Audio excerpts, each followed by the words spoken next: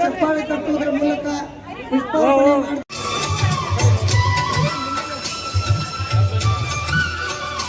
ದ್ರೋಹಿಗಳಿಗೆ ನಾವು ಕೆಳಗೆ ಆರಾಮ್ಸೆ ಕಾಣ್ತಿದ್ವಿ. ಅವ್ರಿಗೆ ಅವ್ರು ನಮ್ವಾಗ ಪಾಕಿಸ್ತಾನ ನೋಡು ಅಲ್ಲಿಂದ ಫೈರಿಂಗ್ ಮಾಡಿಬಿಟ್ರು. ಅರ್ಧ ಜನ ಮೇಲೆ ಹೋಯ್ತು, ಅರ್ಧ ಜನ ಕೆಳಗೆ ಹೋಗ್ಬಿಡ್ತು.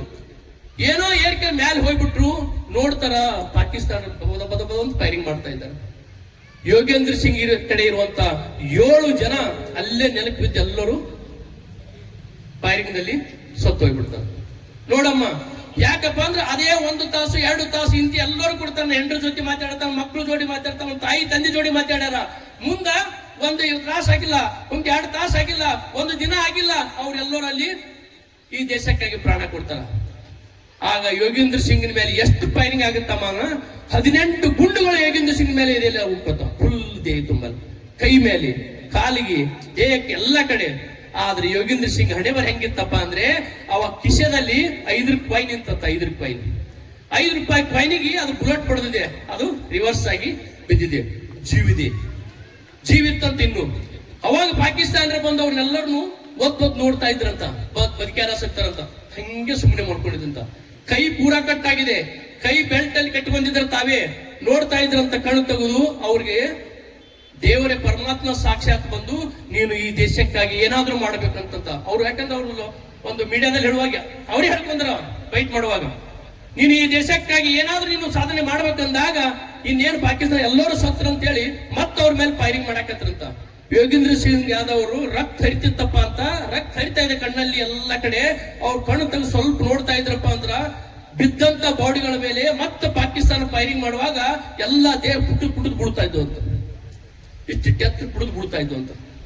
ಅವಾಗ ಯೋಗೇಂದ್ರ ಸಿಂಗ್ ಯಾದವ್ ಅಂದ್ರಂತ, ನಾನು ಒಬ್ಬ ಸತ್ರ ಚಲೋ ಆಗ್ತಿತ್ತಪ್ಪ, ಇಷ್ಟು ನನ್ನೆಲ್ಲಾ ಸಾಥಿಗಳು ಎಲ್ಲರೂ ಸತ್ತು ಆದ್ರು, ಆದ್ರೆ ಇದಕ್ಕೆ ನಾನು ಪ್ರತಿಫಲವಾಗಿ ಏನಾರು ಮಾಡ್ಲೇಬೇಕಂತ ತಿಳ್ಕೊಂಡ್ರಂತ. ಅವ್ರ ಕೈಯಲ್ಲಿ ಬಂದೂಕ್ ಎತ್ತಕ್ ಆಗ್ತಾ ಇಲ್ಲ, ಅವ್ರ ಕಿಶದಲ್ಲಿರುವಂತ ಗ್ರೆನೇಡ್ ಅಂತ ಇನ್ನೇನು ಪಾಕಿಸ್ತಾನದವರು ಎಲ್ಲರೂ ಸತ್ರಂತ ಮುಂದಕ್ಕೆ ಹೋಗ್ತಾ ಇದ್ರಂತ.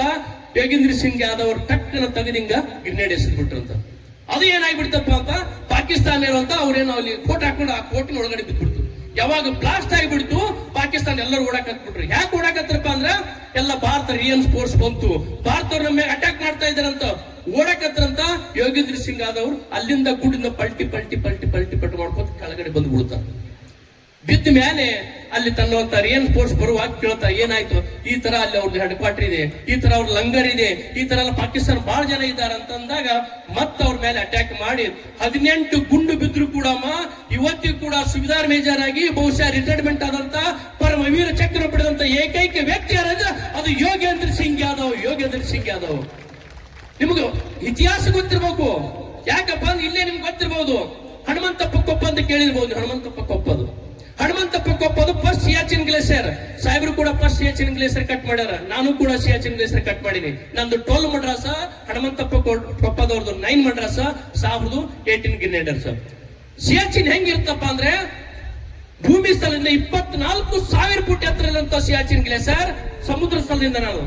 ನೀವು ಮನೆಯಲ್ಲಿ ಫ್ರಿಡ್ಜ್ ಅಲ್ಲಿ ಯಾವ್ದಾದ್ರು ನೀರಿಟ್ಟಪ್ಪ ಅಂದ್ರೆ ಡೀಪ್ ಫ್ರಿಡ್ಜ್ ಅಲ್ಲಿ ಅದು ಬರ್ಫ್ ಆಗ್ಬೇಕಾಗಿತ್ತಪ್ಪ ಅಂದ್ರ -0 ಡಿಗ್ರಿ ಸೆಲ್ಸಿಯಸ್ ನೀರ್ ಬರ್ಫ್ ಆಗುತ್ತ, -0.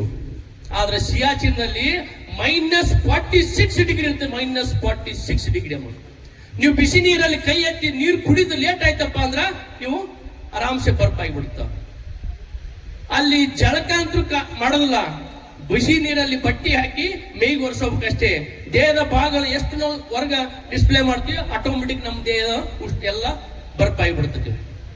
ಹಿಂಗಾಗುವಾಗ ಹನುಮಂತಪ್ಪ ಕೊಪ್ಪದವರು ಬೆಳಿಗ್ಗೆ 8 ಗಂಟೆಗೆ ಅವರ ಹೆಂಡತಿ ಮಾದಿ ಅವರಿಗೆ ಫೋನ್ ಮಾಡಿ ಹೇಳಿದಾರ, ನಾವು ಇನ್ನು ಮೇಲೆ ಬಾನಾ ಪೋಸ್ಟ್ ಕಡೆ ಹೋಗ್ತಾ ಇದ್ದೀವಿ, ಅಲ್ಲಿ ಸರ್ಚಿಂಗ್ ಮಾಡ್ಬೇಕು, ಸ್ವಲ್ಪ ಹಂಗೆ ಅಲ್ಲಿ ಕ್ಲೈಮೇಟೇಷನ್ ಮಾಡ್ಬೇಕಂತ ಅಂದಾಗ ಎಲ್ಲರೂ ಮಾತಾಡಿದ್ರು.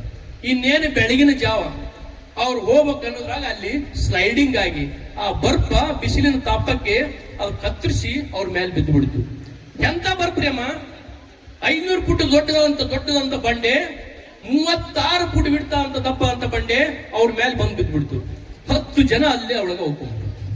10 ಜನ ಎಲ್ಲರೂ ಕೂಡ ಬೆಳಿಗ್ಗೆ ಮಾತಾಡ್ಯಾರ, ಸಾಯಂಕಾಲ ಮಾತಾಡ್ಯಾರ, ನಿನ್ನೆ ಅಂತ ರಾತ್ರಿ ಮಾತಾಡ್ಯಾರ. ತನ್ನ ಮಕ್ಕಳ ಜೋಡಿ ಮಾತಾಡ್ರ, ತನ್ನ ಹೆಂಡತಿ ಜೋಡಿ ಮಾತಾಡ್ರ, ಅಪ್ಪ ಅಮ್ಮನ ಜೋಡಿ ಮಾತಾಡ್ರ. ನಾವು ಚೆನ್ನಾಗಿದ್ದೀವಮ್ಮ. ಪ್ರತಿಯೊಬ್ಬರು ಇಲ್ಲಿ ಕೂತಿದಾರಲ್ಲ ಸೈನಿಕರು, ನಿಮ್ಗೆ ಗೊತ್ತಿರ್ಬೇಕು ಯಾರ ಮನೆಯಲ್ಲಿ ಸೈನಿಕರಿದಾರ ಆ ಸೈನಿಕನ ಕಷ್ಟ ಏನಪ್ಪಾ ಅನ್ನೋದು ಆ ಧರ್ಮ ಪತ್ನಿಗೆ ಹೆಂಡತಿಗೆ ಮಾತ್ರ ಗೊತ್ತಾಗಲಿಕ್ಕೆ ಚಾನ್ಸ್ ಇದೆ. ಇಲ್ಲಿ ಬರುವಂತ ಸೈನಿಕ ಕೇಳಿ ನೋಡ್ರಿ, ನನ್ಕಿಂತ ಹಿರಿಯರು ಬಹಳ ಜನ ಇದ್ದಾರ. ಇವರು ಊರಿಂದ ಹೊರಳಿ ಸುಟಿ ಬಂದು ಹೊಳ್ಳಿ ಹೋಗ್ತಾ ಇದ್ರಪ್ಪ ಅಂದ್ರ ತನ್ನ ತಾಯಿ ಮಾಡಿದ ಊಟ, ತನ್ನ ಹೆಂಡತಿ ಮಾಡಿದ ಊಟ, ತನ್ನ ಮಗಳು ಮಾಡಿದ ಊಟ, ತನ್ನ ತಂಗಿ ಮಾಡಿದ ಊಟ ಹೋಗಿ ತಗೊಂಡೋಗಿ ಯಾವ ಬೆಳಗಾಂ ರೈಲ್ವೆ ಸ್ಟೇಷನ್ ಮುಂದೆ ಪಾರ್ಕ್ ಆಗಿಂದ ಮುಂದೆ ಗೋ ಆಗತ್ ನೋಡಿ, ಏನ್ ಮುಂದೆ ಹೂ ಆಗತ್ತಲ್ಲ, ಅವಾಗ ಬುದ್ಧಿ ಬುಚ್ಚಿದ್ರಂದ್ರಮ್ಮ ಅವ್ರ ಕಣ್ಣಾಗ ನೀರು ಬರ್ತಾವ. ಅವ್ರಿಗೆ ಗೊತ್ತಿರ್ತೈತಿ ನಾನಿವತ್ತು ನನ್ನ ತಾಯಿ ಮಾಡಿದಂತ ಊಟ ತಿನ್ನಾಕತ್ತಿರ್ಬೋದು, ನನ್ನ ಹೆಂಡತಿ ಮಾಡಿದ ಊಟ ತಿಂತಿರ್ಬೋದು, ನನ್ನ ಮಕ್ಕಳು ಮಾಡಿದ ಊಟ ತಿನ್ನಾಕತ್ತೀನಿ, ಬಹುಶಃ ನಾನು ಮರಳಿ ಬರ್ತೀನಿ ಇಲ್ಲ ಅಂತ ಅವ್ರಿಗೆ ಗೊತ್ತಿರ್ತತಿ. ಅದಕ್ಕೆ ನಾನು ಹೇಳ್ತಾ ಇದ್ದೀನಿ, ಪ್ರತಿಯೊಂದು ಊರಲ್ಲಿ ಯಾರಾದ್ರೂ ಸೈನಿಕರಿದ್ರಪ್ಪ ಅಂದ್ರ, ಮಾಜಿ ಸೈನಿಕರಿದ್ರಪ್ಪ ಅಂದ್ರ ದಯಮಾಡಿ ನೀವು ಏನು ಮಾಡೋದು ಬೇಡಣ್ಣ, ನೀವು ಏನು ಕೊಡೋದು ಬೇಡ ಅವ್ರಿಗೆ, ನೀವು ಏನು ಕೊಡಕ್ ಹೋಗ್ಬೇಡ್ರಿ. ಅಟ್ ಲೀಸ್ಟ್ ಬಂದಂತ ಸೈನಿಕನಿಗೆ, ಹೋಗುವಂತ ಸೈನಿಕನ ಅಣ್ಣ ನಾವು ಇದೀವಣ್ಣ, ನಮ್ಮ ಊರಾಗ ನಾವು ಇದೀವಣ್ಣ, ನಿಮ್ ಮನ್ಯಾಗ ಏನು ಪ್ರಾಬ್ಲಮ್ ಅಂದ್ರು ನಾವು ನೋಡ್ಕೋತೀವಣ್ಣ ಅಂತ ಇಷ್ಟು ಒಂದು ಮಾತಂದ್ರೆ ಸಾಕಣ್ಣ, ಸಾಕು. ಆ ಸೈನಿಕ ಎಷ್ಟು ಖುಷಿಯಾಗಿರ್ತಾನ. ನಾವ್ ಯಾರು ಮಾಡ್ತಾ ಇಲ್ಲ. ಒಬ್ಬ ಸೈನಿಕ ಬಂದಪ್ಪ ಅಂದ್ರ ಬರ್ತಾನ ಬಿಡು. ಯಾಕ? ಆ ಸೈನಿಕನ ನೋವು ನಮ್ಗೆ ಗೊತ್ತಿಲ್ಲ. ಸೈನಿಕನ ಕಷ್ಟ ಹೆಂಗಪ್ಪ ಅಂದ್ರೆ ನೀರಿನ ಮೇಲೆ ಗುಳ್ಳಿ ಇದ್ದಂಗ, ಹೆಂಗ ಹನುಮಂತಪ್ಪ ಕೊಪ್ಪದ ಮೇಲೆ ಬಿತ್ತಂತ ಬಂಡೆ, ಅದು 1 ದಿನ ಆಯ್ತು, 2 ದಿನ ಆಯ್ತು, 3 ದಿನ ಆಯ್ತು, 4 ದಿನ ತನಕ ಒಂದು ಬೋಡಿಗಳು ಸಿಗಲಿಲ್ಲ. 5ನೇ ದಿನಕ್ಕೆ ಅಲ್ಲಿ 9 ಬೋಡಿಗಳು ಸಿಕ್ಕು, ಆದ್ರೆ ಹನುಮಂತಪ್ಪ ಕೊಪ್ಪ ಸಿಗಲಿಲ್ಲ. ಇನ್ನೇನು ಎಲ್ಲರೂ ವಿಚಿತ್ರ ಆಯ್ತು. ಅಲ್ಲಿ ಎಲ್ಲ ನಮ್ಮನ್ನ ಅವು ನಾಯಿ ಕರೆಸಿದ್ರು, ಎಲ್ಲ ಒಂದು ಬರ್ಫ್ ಕೊರಿಯುವಂತ ಎಲ್ಲಾ ಮಿಷಿನ್ ಹೋಯ್ದ್ರು, ಹನುಮಂತಪ್ಪ ಕೊಪ್ಪ ಅದು ಸಿಗಲಿಲ್ಲ. 6ನೇ ದಿನಕ್ಕೆ ಬರ್ಫ್ ತೆಗಿತಾ ಇದ್ರು. ಅಲ್ಲಿ ಏನೋ ಸ್ವಲ್ಪ ಬ್ಲಿಂಕಿಂಗ್ ಸ್ಟಾರ್ಟ್ ಆಯ್ತು. ಬ್ಲಿಂಕಿಂಗ್ ಸ್ಟಾರ್ಟ್ ಆದಾಗ ಇಲ್ಲಿ ಏನೇ ಇರ್ಬೋದು ಅಂತ ಅಡ್ಡಾಕತ್ರು. ನೋಡ್ರಿ 6 ದಿನ ಆಗೈತಮ್ಮ, ನಿಮ್ ಮೇಲೆ ನನ್ನ ಮೇಲೆ 50 kg ಏನಾದ್ರು ಒಂದು ಜೋಳ ಚೀಲ, ಕುಷ್ಬಿ ಚೀಲ ಏನಾದ್ರು ಬಿದ್ರೆ ಅಲ್ಲೇ ಟಕ್ಕಂತ ಸತ್ತು ಹೋತ್ರಿ. ಆದ್ರೆ ಹನುಮಂತಪ್ಪ ಕೊಪ್ಪದ ಮೇಲೆ 500 ಫುಟ್ ದೊಡ್ಡದಂತ ಬಂಡೆ, 36 ಫುಟ್ ಹಿಡಿದಂತ ದೊಡ್ಡದಂತ ಹಿಮ ಬಂಡೆ ಬಿದ್ದಿದೆ. ಹನುಮಂತಪ್ಪ ಕೊಪ್ಪದ ತರಿಸಿ ನೋಡ್ತಾರ. ಹನುಮಂತಪ್ಪ ಕೊಪ್ಪ ಕಣ್ಣು ತೆಗೆದು ಏನಂತಾರಪ್ಪ ಅಂದ್ರೆ ಜೈ ಹಿಂದ್ ಸಾವ್ ಅಂತಾರ. ಎಂತ ಹನುಮಂತಪ್ಪ ರೀ, ಅವನ ಮುಟ್ಟಿದ್ರಮ್ಮ ತಗೊಂಡು ಹೆಂಗಾಗಿತ್ತಪ್ಪ ಹನುಮಂತ ಕೊಪ್ಪನ ಅವನ ದೇಹ ಎಲ್ಲಿ ಮುಟ್ತಾರಲ್ಲ ಅಲ್ಲಿ ಎಲ್ಲ ರಕ್ತ ಹೆಪ್ಪುಗಟ್ಟಿ ಪುಡಿ ಆಗಿಬಿಟ್ಟಿತ್ತು. ಹೆಂಗ ಸಕ್ಕರೆ ಆಗುತ್ತಲ್ಲ, ಹೆಪ್ಪುಗಟ್ಟತ್ತಲ್ಲ ಸಕ್ಕರೆ, ನಾವೆಲ್ಲರೂ ನೀರಿನ ತಕ್ಕಲೆ ಇಟ್ಟ ಹಿಂಗ್ ಮುಟ್ಟಿದ್ರಪ್ಪ ಅಲ್ಲೇ ಕಟ್ ಎಲ್ಲಿ ಅವ್ನು ಜೋರಾಗಿ ಎತ್ತಾರ ಅಲ್ಲೇ ಕಟ್ಟಾಗ ಅವನು ಅಲ್ಲಿಂದ ಶ್ರೀನಗರ ಅಲ್ಲಿಂದ ಯಾವ ಡಿಲ್ಲಿ ಆರ್&ಆರ್ ಹಾಸ್ಪಿಟಲ್ ತಗೊಂಡು ಬಂದು ಅವನ ಆ ಬರ್ಪಾದಂತ ರಕ್ತವನ್ನು, ಹೆಪ್ಪುಗಟ್ಟಿಂತ ರಕ್ತವನ್ನು ತಿಳಿ ಮಾಡ್ಬೇಕಲ್ಲ. ತಿಳಿ ಮಾಡುವಾಗ 7ನೇ ದಿನ ಬೆಳಗಿನ ಜಾವ 5 ಗಂಟೆಗೆ ಇಡೀ ದೇಶ ಅವನಿಗೆ ಪ್ರಾರ್ಥನೆ ಮಾಡ್ತದೆ. ಮಸೀದಿಗಳಲ್ಲಿ, ಮಂದಿರಗಳಲ್ಲಿ, ಚರ್ಚ್ಗಳಲ್ಲಿ, ಇಡೀ ಮನೆಯಲ್ಲಿ ಕೂಡ ಹನುಮಂತಪ್ಪ ಕೊಪ್ಪದ ಬದುಕಿ ಬರ್ಬೇಕು, ಈ ದೇಶದ ಇತಿಹಾಸದಲ್ಲಿ ಅವನೊಬ್ಬ ವೀರ ಪುರುಷನಾಗ್ತದೆ, ಎಲ್ಲರೂ ಪ್ರಾರ್ಥನೆ ಮಾಡ್ತಾ ಇದ್ರು. ಆದ್ರೆ 7ನೇ ದಿನಕ್ಕ ಬೆಳಗ್ಗೆ ಹನುಮಂತಪ್ಪ ಕೊಪ್ಪದ ಈ ದೇಶವನ್ನು ಬಿಟ್ಟು ಜೀವ ಪ್ರಾಣ ಕೊಟ್ಟು ಬಿಡ್ತಾರ. ಪ್ರಾಣ ಕೊಟ್ಟ ಮೇಲೆ ಮಾದೇವಿಗೆ ಧಾರವಾಡದಲ್ಲಿ ನ್ಯೂಸ್ ಪೇಪರ್ ಬಂದು ಅವ್ರಿಗೆ ಇಂಟರ್ವ್ಯೂ ತಗೋತಾರ.